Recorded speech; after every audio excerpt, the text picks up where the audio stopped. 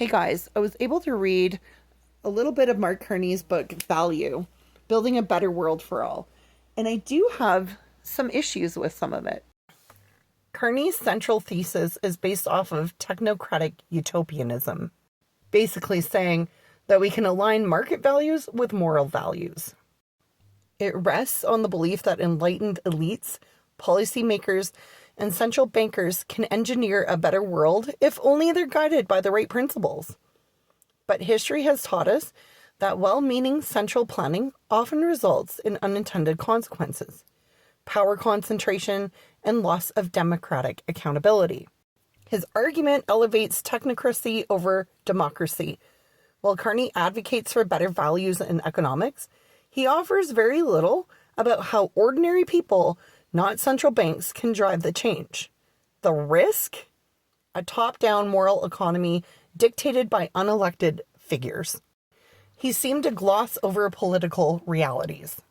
In the book, Carney proposes grand solutions for climate change, inequality, and market failure. Sounds really good, right? However, he tends to skirt around the political gridlock and power struggles that stall real progress. The call for global cooperation, for example, is admirable, but ignores the fractured geopolitical reality of our time. From rising nationalism to eroding multilateralism, his solutions sound good in theory, but falter when faced with actual implementation. For example, one of Carney's key points is that corporations must move beyond shareholder value and serve broader societal goals.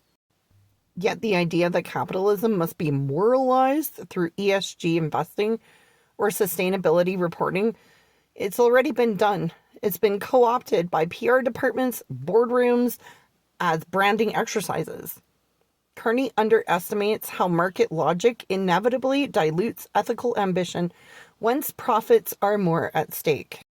His book risks being a greenwash version of the status quo, selling the illusion of moral progress without addressing the root cause: accountable corporate power.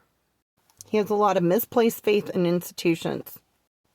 Carney places enormous faith in the resilience of institutions like central banks and international financial bodies.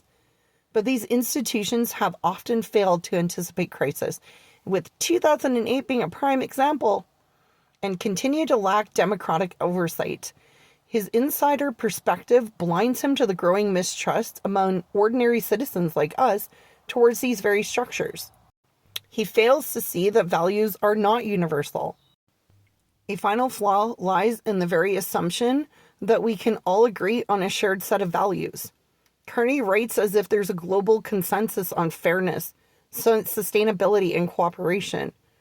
But values are deeply cultural, contested, and political. What happens when values collide? Who gets to decide which one dominates? Carney never fully addresses this tension. Mark Carney's book, in my opinion, is dangerously idealistic. By suggesting that we can moralize capitalism from the top down, Carney overlooks grassroots activism, political resistance, and the messy reality of power. In trying to build a better world, Values, his book, may unintentionally pave the way for a technocratic elite to dictate those values and what they are, with little accountability to the people they affect. Good intentions are not enough. Without democratic control, critical debate, and humility about the limits of institutional power, his book risks doing more harm than good.